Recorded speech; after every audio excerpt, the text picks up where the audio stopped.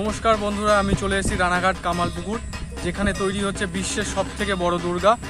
তো 121 ফুটের দুর্গা।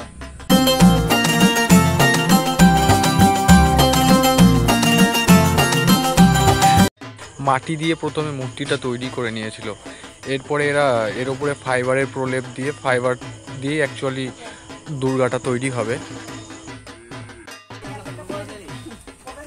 দাদা, এটা কোন পার্টটা আছে? এটা হাতেরই একটা অংশ তৈরি হচ্ছে, তোমরা দেখতেই পাচ্ছ। জোর কদমে চলছে প্রস্তুতি পর্ব। সবাই সবার যে যার কাজে ব্যস্ত, কারণ মহলার আগে কমপ্লিট করতে হবে, না হলে তো হবে না। হাতটা রেডি হয়ে গেছে, হাতের একটা অংশ। তো এখনো অনেক কাজ বাকি আছে। একটাই হাত রেডি হয়েছে আমি যা দেখলাম, এখনো অনেক কিছু বাকি আছে। তো সমস্ত কিছুই ফাইবারের। কলকাটা, এটা একটা কলকা, এখানে খুব সূক্ষ্ম সূক্ষ্ম ডিজাইনের কাজ আছে। এই আর একটা হাত, এই কলকার ভিতরে যে ডিজাইনগুলো আছে এর মধ্যে অনেক সূক্ষ্ম সূক্ষ্ম কাজ আছে। কাকু, এটা তৈরি হতে আর কতদিন লাগতে পারে?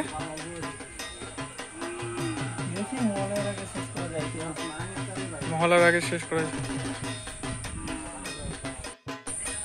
এটা তৈরি হচ্ছে অসুরের স্ট্রাকচার। অসুরের বডিটা কেমন হতে পারে তার স্ট্রাকচারটা দেখেই বোঝা যাচ্ছে। এই হচ্ছে অসুরের বডি স্ট্রাকচার, এই হাত।